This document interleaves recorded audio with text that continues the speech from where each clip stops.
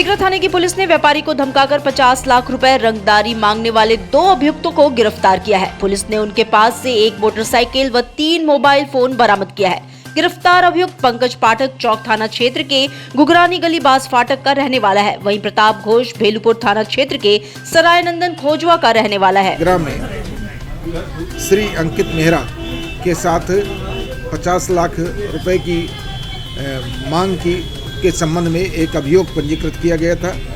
Case के अनावरण हेतु एडिशनल डीसीपी श्री चंद्रकांत मीणा ने एसीपी सुश्री नीतू के नेतृत्व में एक टीम का गठन किया गया। उस टीम में एसएचओ सिगरा श्री राजू सिंह ने अपनी टीम के साथ 2 अभियुक्तों को गिरफ्तार किया है। उन्होंने अपना जुर्म इकबाल किया है। उनके कब्जे से 3 एंड्रॉयड फोन, जिनके माध्यम से 50 लाख रुपए की डिमांड की गई थी। साथ ही साथ घटना में प्रयुक्त मोटरसाइकिल व 50 लाख डमी नोट्स बरामद हुए हैं। गणतंत्र दिवस की पूर्व संध्या पर वाराणसी कमिश्नरेट पुलिस काफी एक्टिव रही। पुलिस की ओर से भीड़ भाड़ वाले स्थान पर सघन चेकिंग अभियान चलाया गया। वहीं गणतंत्र दिवस पर लोगों से किसी भी प्रकार के अफवाहों में न पड़ने की अपील की गई। पुलिस के आला अधिकारियों ने गुरुवार को विभिन्न क्षेत्रों में सघन चेकिंग अभियान चलाया। पुलिस डॉग स्क्वाड व बम निरोधक दस्ते के साथ सड़कों पर निकली। आज 26 जनवरी के परिप्रेक्ष्य में सभी जगह फुट पेट्रोलिंग सघन चेकिंग का अभियान चलाया गया है। साथ ही साथ स्वान दल और एएस टीम के साथ भीड़भाड़ इलाके में रिलीजियस प्लेसेस के आसपास जो मॉल्स है और जो बस स्टेशन है, रेलवे अड्डा स्टेशन है, वहाँ सघन चेकिंग कराया गया है।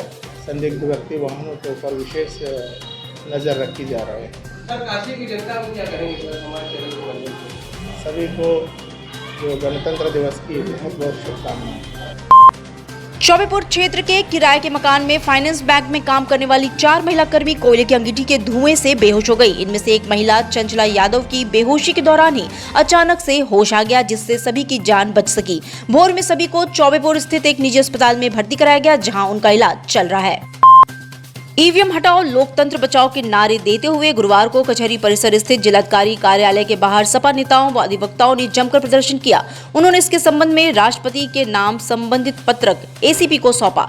सपा नेताओं ने कहा कि ईवीएम को लेकर मांगे पूरी नहीं हुई तो उग्र प्रदर्शन करने के लिए मजबूर होंगे। धान में ईवीएम हटाओ, बैलेट से चुनाव हो का अभियान चल रहा है। उसी अभियान को बढ़ाते हुए आज इस क्रम में 25 तारीख को जिला कचहरी वाराणसी में हम लोगों ने जिला अधिकारी महोदय जी को वेतन देने का काम किया है।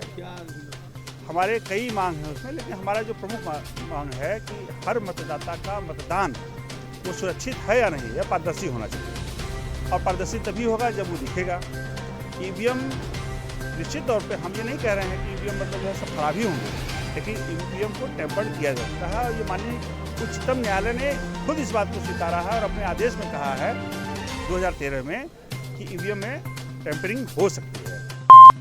यात्री अब मात्र 2 घंटे में वाराणसी से कोलकाता पहुंच जाएंगे। सप्ताह में 3 दिन ये सुविधा मिलेगी। एयरलाइंस एयर 8 फरवरी से वाराणसी से कोलकाता के लिए सीधी विमान सेवा शुरू करने जा रहा है। शाम 5:40 बजे कोलकाता से उड़ान भरकर 7:45 पे विमान वाराणसी पहुंचेगा। वहीं यही विमान रात 8:10 बजे उड़ान भरकर रात 10:20 बजे कोलकाता पहुंचेगा।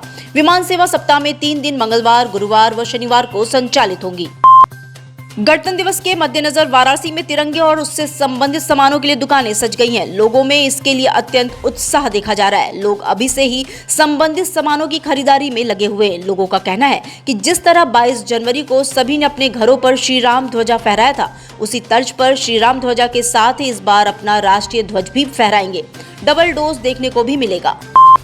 ठंड में मरने वालों की तादाद बढ़ गई है। मणिकर्णिका घाट पर सामान्य दिनों की अपेक्षा इस समय चिताओं की संख्या बढ़ गई है। स्थानीय लोगों की माने तो इस समय सामान्य दिनों की तुलना में 15 से 20 शव अधिक आ रहे हैं। रात में कड़ाके की ठंड की वजह से लोग दिन में शवों को जलाने पर प्राथमिकता दे रहे हैं। घाट पर कर्मचारियों की पर्याप्त संख्या है, वहीं लकड़ी आदि की कोई कमी नहीं है। ऐसे में शवों को जलाने में कोई समस्या नहीं है। ठंड की वजह से बॉडी की संख्या 10-20 बढ़ गई है और ठंड इतना पड़ रहा है कि जो पहले मणिकर्णिका घाट पर 24 घंटा बॉडी जलती थी, अब जो है दिन में रात को 8-9 बजे तक बॉडी आ जा रही है। इसलिए लोगों को लग रहा है कि बहुत ज़्यादा बॉडी आ रही है।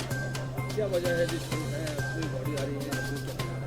देखिए ठंड के कारण जो है देहात से जो लोग आते हैं तो रात में आएंगे तो यहाँ पर ठंड की वजह से समस्या उन लोग को बढ़ती है, इसलिए लोग दिन भर में आ जा रहे हैं। सोच रहे हैं कि दिन दिने जितना जल्दी हो सके बॉडी जलाकर खाली हो जाए, और इस समय संख्या भी 10-20 बढ़ गई है।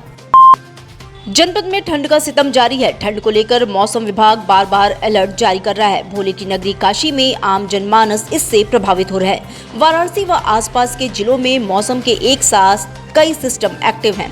कभी धूप, कभी छांव तो कभी गलन और कोहरे से जनजीवन काफी प्रभावित हो रहा है। बीते एक सप्ताह से गलन और शीतलहर ने लोगों की दुश्वारियां बढ़ा दी हैं।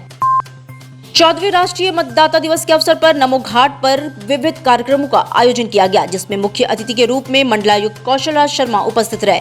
कार्यक्रम में आगामी लोकसभा चुनाव में मतदाताओं की सहभागिता तथा मत प्रतिशत बढ़ाने हेतु वोट जैसा कुछ नहीं, वोट जरूर डालेंगे हम नारे के साथ अभियान की शुरुआत की गई। कार्यक्रम में मुख्य अतिथि कौशल राज शर्मा ने राष्ट्रीय मतदाता दिवस की बधाई देते हुए सभी को मतदाताओं को जागरूक करने के लिए प्रेरित किया। एक ओर जहां ज्ञानवापी के एएसआई सर्वे रिपोर्ट सार्वजनिक करने की बात सामने आ रही है, वहीं दूसरी ओर ज्ञानवापी के मूलवाद लॉर्ड आदि विश्वेश्वर मामले में एएसआई सर्वे रिपोर्ट के कॉपी की मांग की गई है। ये मांग हिंदू पक्ष के अधिवक्ता द्वारा की गई है। कोर्ट में इस मामले की सुनवाई 30 जनवरी को होगी। हाईकोर्ट के आदेश पर एएसआई ने लॉर्ड आदि विश्वेश्वर की जमीन का पुरातात्विक सर्वे किया था, जिसकी रिपोर्ट कोर्ट में बुधवार को पेश की गई थी। अब इस मामले में कोर्ट ने 30 जनवरी को सुनवाई की तारीख निर्धारित की है। लग रहा है विष्णु जी कि आज कॉपी मिल सकती है? पूरी उम्मीद है आज कॉपी मिल सकती है और हम लोग जो लीगल कार्रवाई है उसकी तरफ आगे बढ़ रहे हैं। तो अभी उसकी फीस जमा होगी, सब फॉर्मेलिटी हो गई? सारी फॉर्मेलिटीज चल रही हैं। फॉर्मेलिटीज काफी लेयर में चलती है सर्टिफाइड कॉपी की, तो वो सारी फॉर्मेलिटीज हम लोग कर रहे हैं और जैसी मिलेगी आपको अवगत कराएंगे। अच्छा विष्णु जी, अगर ये मिल जाती है तो आपत्ति के लिए फिर कब तक का समय? 6 फरवरी की डेट निर्धारित की है माननीय न्यायालय ने, और उसके बाद अभी उसमें टाइम एक्सटेंड भी हो सकता है। पहले हम लोग सर्टिफाइड कॉपी ले लें, उसका अध्ययन कर लें, फिर देखेंगे उसमें क्या आपत्ति देनी है। तो आपत्ति फिर 6 फरवरी को होगी? कोई जरूरी नहीं है हम आपत्ति दें, अगर रिपोर्ट सही है तो आपत्ति देने की जरूरत नहीं आती है, पर ये सारी बातें एक बार रिपोर्ट का अध्ययन करने के बाद, रिपोर्ट का अवलोकन करने के बाद ही क्लियर होंगी। मतलब कुल मिला के इसके बाद अगर रिपोर्ट मिलने के बाद जो अगली सुनवाई होगी वो 6 फरवरी को? जी जी बिल्कुल। हिंदू पक्ष से सिर्फ 2 ही वकीलों ने अभी दिया है? नहीं, देखिए मैं आपको बता रहा हूँ, प्लेंटिफ नंबर 225 के जो काउंसिल हैं उनको देने का अधिकार है, कोर्ट ने उन्हीं को दिया है। तो प्लेंटिफ नंबर 225 के 3 वकील हैं, सुभाष नंदन चतुर्वेदी, सुधीर त्रिपाठी, विष्णु शंकर जैन, हरिशंकर जैन। तो हम लोगों ने कॉमन तरीके से अप्लाई की है सर्टिफाइड कॉपी, और जैसी सर्टिफाइड कॉपी मिल जाएगी हम आगे की प्रक्रिया बढ़ाएंगे।